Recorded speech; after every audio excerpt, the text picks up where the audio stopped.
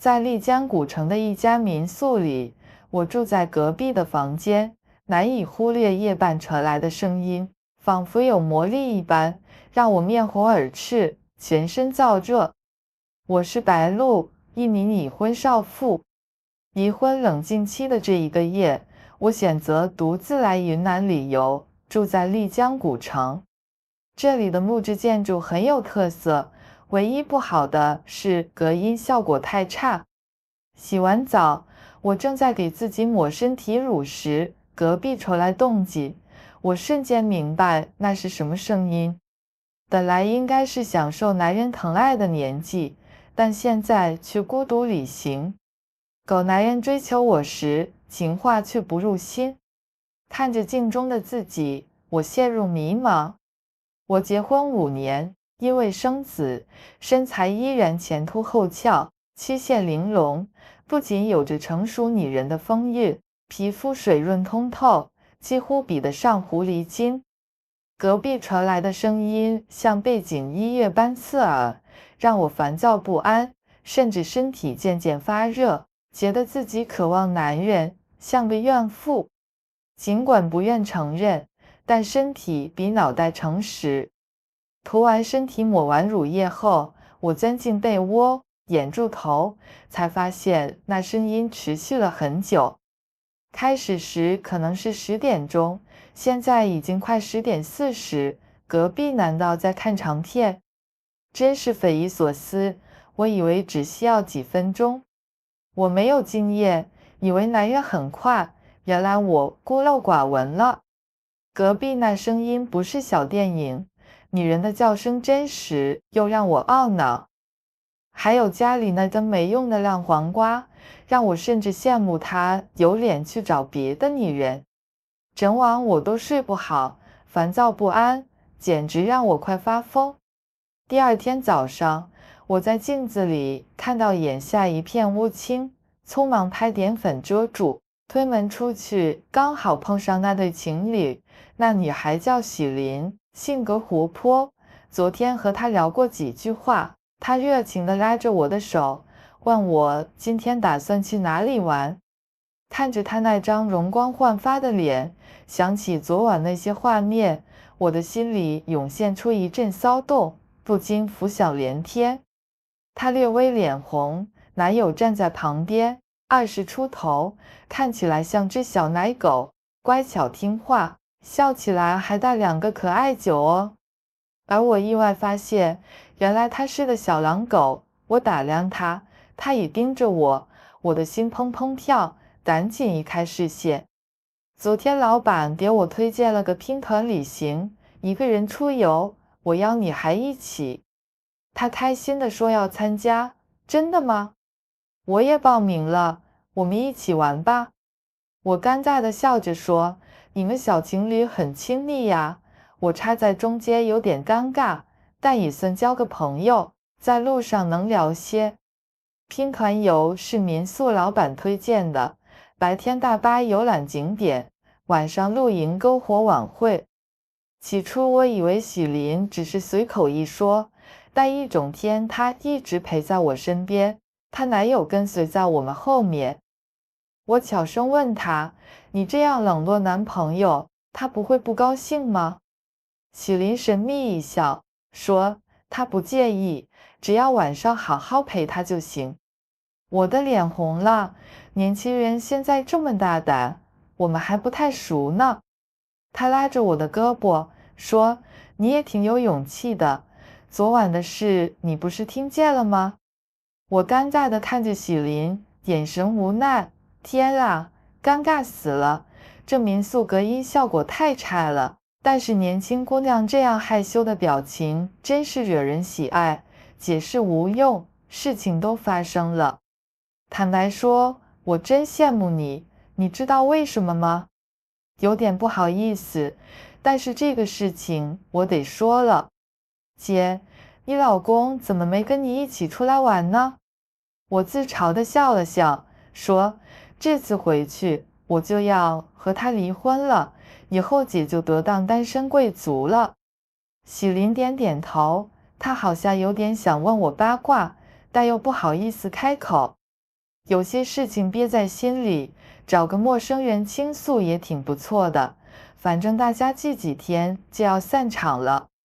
于是，我满足了他的好奇心，将我老公做的不地道的事一股脑儿数落了出来，提醒他结婚要擦亮眼睛。喜林听完义愤填膺，说：“我们不能便宜了他，一定要争口气，给他的教训。”我被他激励得哭笑不得，争口气是这样做的吗？这小姑娘挺有意思的。我原以为她在开玩笑，没想到她还真给我搬来了一个男人。白天有喜林陪伴，我的心情好了不少。晚上进行帐篷篝火晚会，人群热闹非凡，大家围坐在篝火旁，开心喝酒聊天，不知不觉都有些醉了。喜林的脸颊泛红，拉着我的耳朵，祝我今晚玩得开心。说完，拍了拍我的肩膀就走开了。我也醉意朦胧，看着他的身影都带着重影。这小姑娘开始胡言乱语了，竟然祝我今晚开心。而且她的帐篷离我很近，她要去哪儿呢？我有些头晕目眩，想要去找她，结果她也晕晕乎乎的朝我帐篷走去。我的帐篷是鹅黄色的，在月光下熠熠生辉，看起来还挺显眼。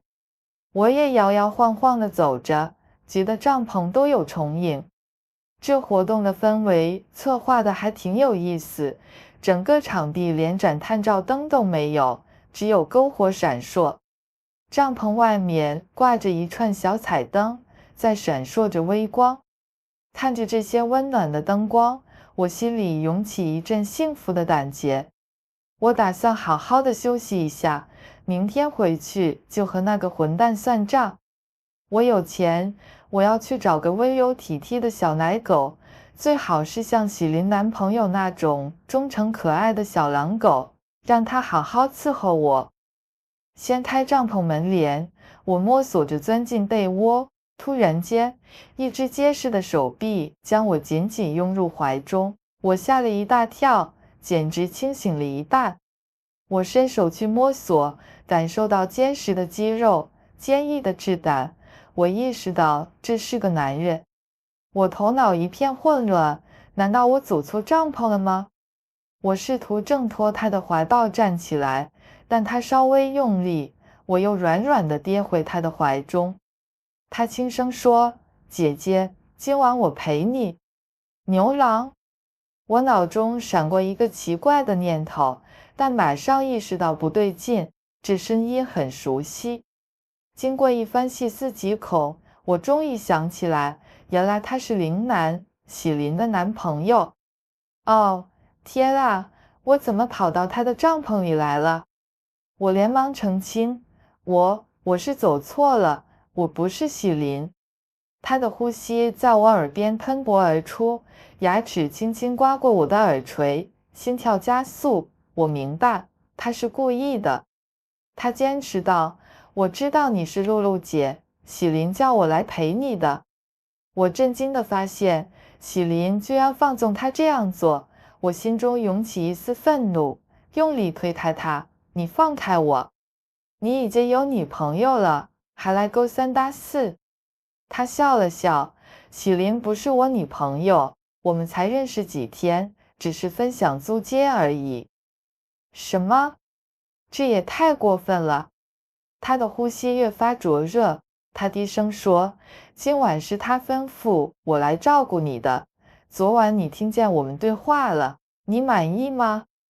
我被他的话完全弄糊涂了。刚刚喜林拍了拍我的肩膀，祝我晚上玩得开心，我还有些懵懂地问他这句话是什么意思。而这时，面前的林南讽刺地说：“现在的年轻人玩的都是这样厉害，还抱怨我太不专心。”突然间，他在黑暗中咬了我一口，让我又酥又麻。我感受到他身体的热度，令我也变得燥热起来。他的双手伸进我的衣服，帐篷外传来脚步声，让我心头一阵刺激。身体各处都在发烫。他撩开我的裙摆，引起我惊恐，我连忙制止，提到我有老公。他却以魔鬼般的诱惑说那男人对我不好，我难道不想报复他吗？我的内心一片混乱，软弱的抵抗被击溃。我的大脑现在早已想不清楚，反而感受到一种报复老公的快感。为何他可以找女人，而我却不行？之前的困惑早已烟消云散。第二天早晨睁开眼睛，发现自己被有力的胳膊搂着，背后的温暖胸膛让我感到安心，提醒我昨晚并不是梦。身后的男人似乎发现我醒了，稍稍用力把我翻了身。那股强劲的力量让我毫无反抗的能力。晨光透过帐篷洒进来，照在眼前小狼狗的脸上，看起来异常可爱，眉目之间充满了灵气。和昨天晚上完全不同，现在更让人惊艳的是它强壮的身材、结实的胸肌、整齐的8块腹肌，以及引人注目的人鱼线。除了死鬼老公，我从未如此近距离观察过一个男人的身体，更别提亲手触摸。回想昨晚的激情，我不禁咽了口水，手不自觉地伸了上去，触感结实有力，令人心动。小狼狗笑眯眯地看着我，我感到脸颊发烫，但无法控制住手臂。正当我收回手时，被他抓住，他不经意地透露着再来一次的意愿。我所有的抗议都被他轻易打消，只得发出微弱的应声。再次拉开帐篷时，已是阳光明媚，周围的帐篷几乎都已离去。喜林从帐篷中探出头，俏皮地眨巴着眼，醒了，昨晚休息得如何？看着他，我心里猛跳，仿佛被当场抓到偷东西一般。但很快我意识到，迎南并非她的男友，我松了口气，没有闯下祸。喜林走出帐篷，旁边跟着一位身材魁梧的男人，随意披着一件衣服，饱满的肌肉异常发达。迎南属于那种穿起衣服显瘦，脱下则肌肉奔张的类型，而这个人个头真的高大结实，看起来有点像健身教练。我有点记得他，好像昨天也一起活动过。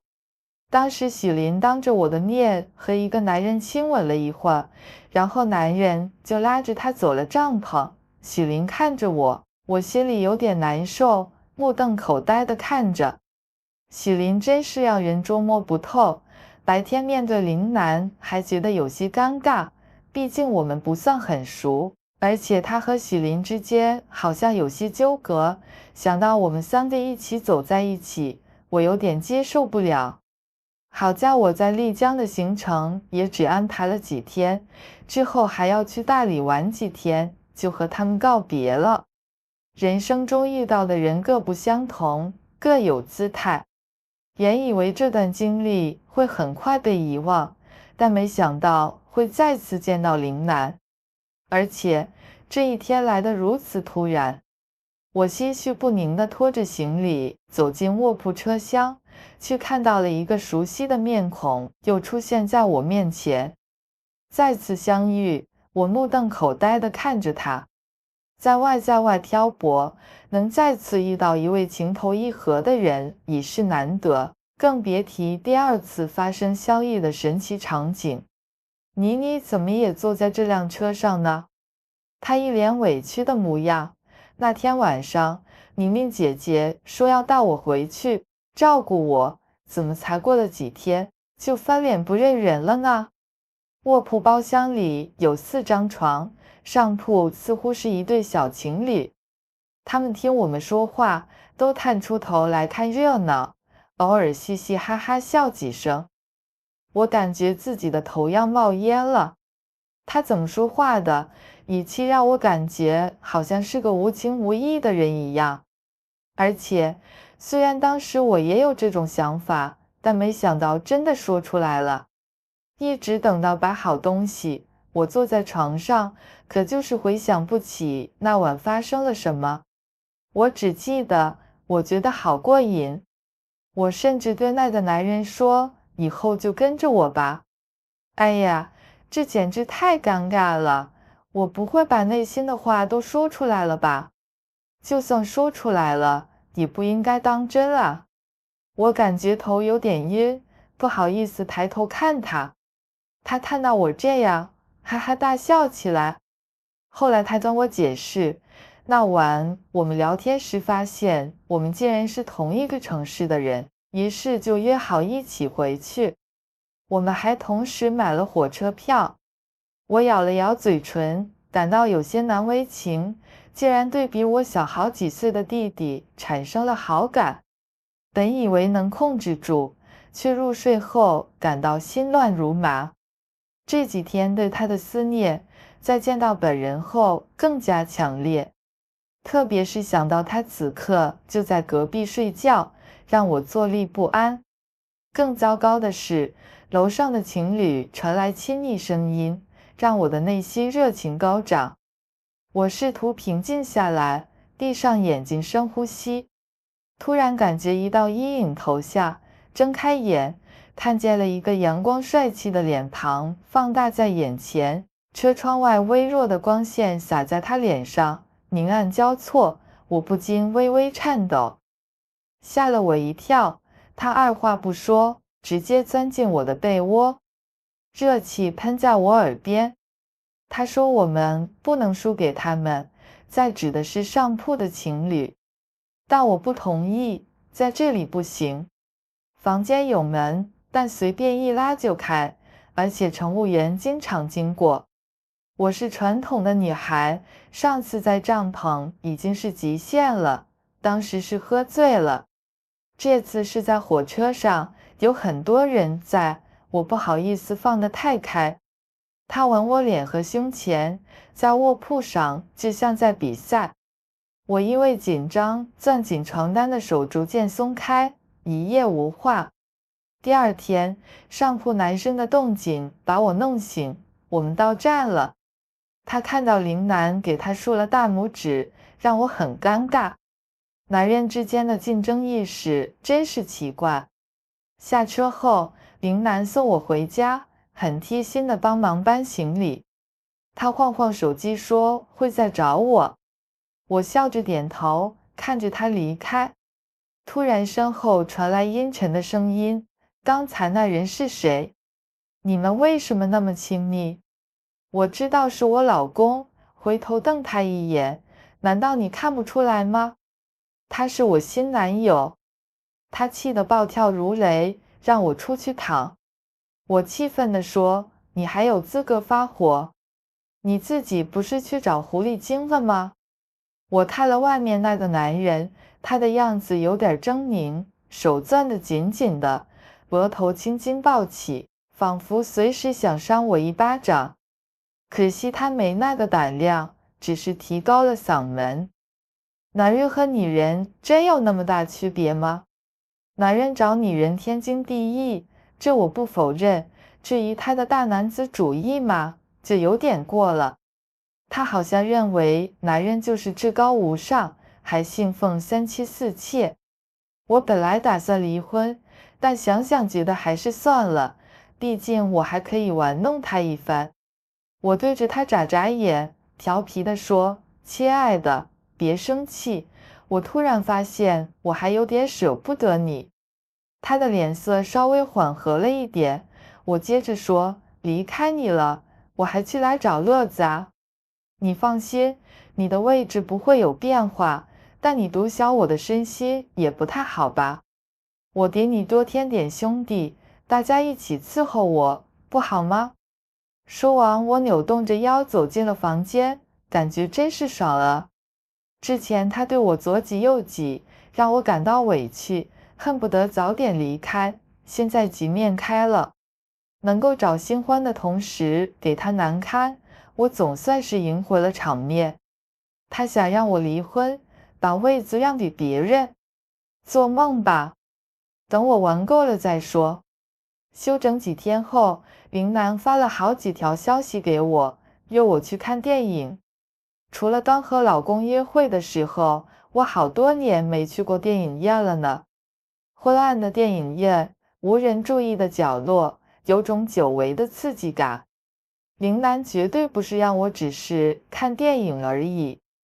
上次在卧铺车厢的经历，让我发现我喜欢在人群中的感觉，大胆、狂野，被得胆刺激的全身颤抖。电影院竟然有了卧铺，让我感到很惊讶。大厅里摆放着台阶式的大床，配有枕头和毛毯。电影开始后，我享受到密闭空间环绕音响效果，感觉周围传来许多奇特声音。林楠却变得更热情。一场电影让我出了一层汗，眼颊泛红，热浪袭来，直到走出影院迎击的冷风让心跳平静下来。尽管这次结束了，我的心中却充满期待，想知道他下次会给我怎样的刺激。我觉得自己沉溺其中，无法自拔。之后的日子是我前所未有的快乐。过去，老公总是埋怨我像条咸鱼一样躺着，不变花样。现在我懂了，是他无能。林楠与老公不同，他的激情要我着迷。和林楠在一起，不只是那些事，我们也会像小情侣般出去吃饭、逛街。我觉得结婚这么多年，心情好像重新回到了激情的初恋时光。曾经失去的快乐再次浮现在我心头，这让我重新相信爱情。我们没有明说爱情的问题，也从未谈及他是否算是我的男朋友。他一味询问我何时与老公离婚。成年人之间的爱情，懂的人自然懂，有些事无需言明。我欢欣鼓舞，而老公开始着急。本已商定好财产分配，我却意外地迟疑了。他的女友生气不已，天天要他来找我，我却置之不理。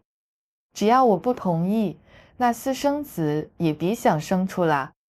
情人节那天，老公和我大吵一架后气冲冲离去。我虽然口头说不在乎，心里却有些难受，毕竟那是我们的结婚纪念日。我感觉自己受虐似的，竟还记着这天，然后匆匆约会林楠。他送我一束廉价花，却让我心情大好。我手挽花，吸引众人注目。共进晚餐后，我们驾车穿行都市霓虹，在江边观赏烟花。车内，我们的灵魂再次交融。和他在一起，总带给我飞上云端的幸福。离婚吧，露露，这样我们才能名正言顺在一起。他的温柔让我陶醉，我有些迷失。他从未如此表态，我也不敢追问。这破坏了微妙的和谐，毕竟我们相遇只是因为身体相吸引。我依然贪恋他的身体，我害怕我提出的却被他拒绝，反而两败俱伤。但在这一瞬间，我的心软如泥，点了点头。老公这个词在我们之间早已失去了意义，我决定不再争夺这个位子，也毫无意义。我下定决心回去与他商谈离婚。我想要以单身身份公开和林楠在一起。他开车送我回家，路上发现林楠的摄影技术很好。有这么一个充满情趣的男友，让我感到快乐。很快，我们就到了我家楼下。我正准备把 WiFi 密码告诉给他，却发现他的手机自动连接上了我的家庭网络。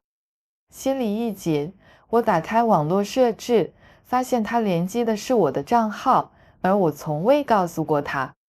脑海一片空白，抓不住重点。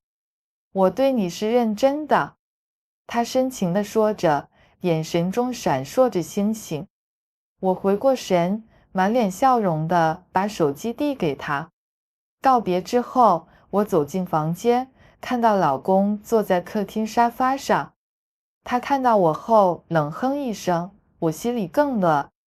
我觉得他最近的态度似乎有所变化。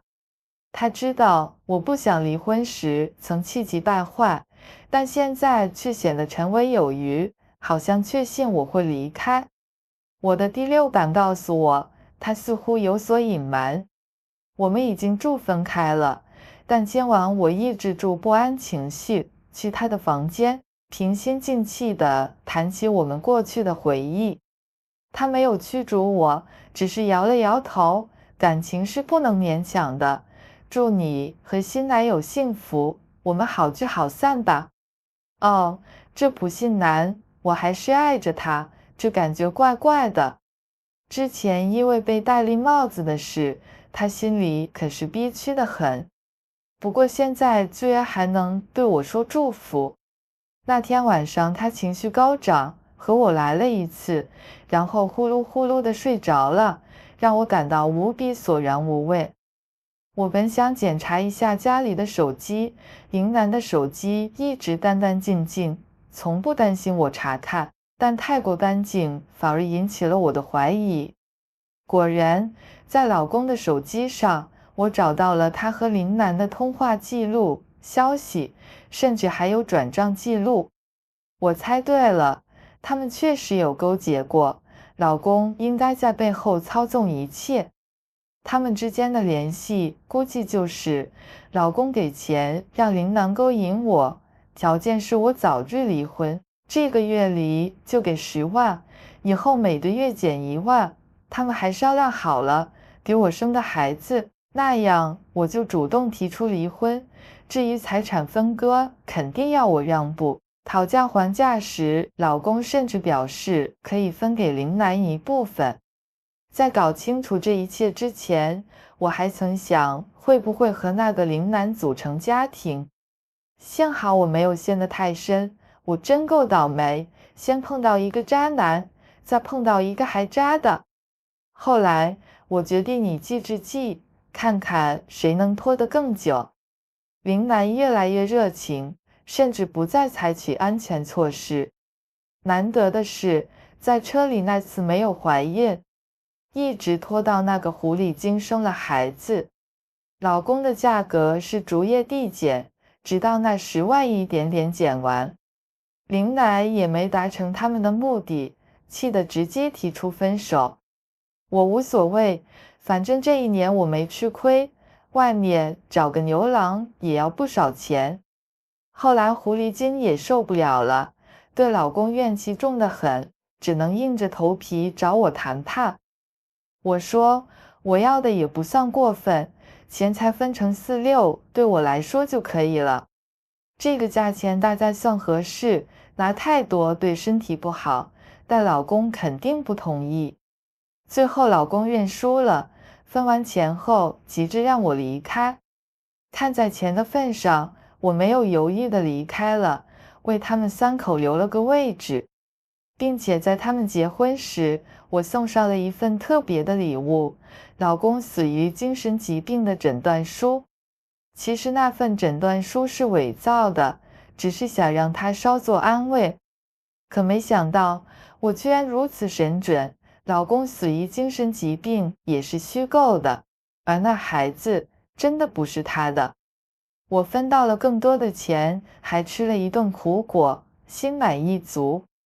那今天的视频就到这里，如果大家觉得我讲的有点意思，欢迎大家点赞关注，你的支持是我更新下去的最大动力，谢谢大家。我是单身朋友在中国的小慧表姐。大家好，我是小慧，我有一个非常重要的消息要分享给你们。我想告诉你们，我已经开通了会员视频频道，我将在这里分享我自己的亲身经历，分享我自己的故事。欢迎大家订阅会员，一同来分享这个旅程。我会在会员频道定期更新专属视频，让你们可以更深入地了解我，了解我经历的故事。你们的参与，你们的订阅，将是我继续前行的最大动力，谢谢大家。如何投稿给我？如果你是手机用户，打开视频下方的简介，点击投稿链接。如果你是非手机用户，可以直接点击视频下方投稿链接。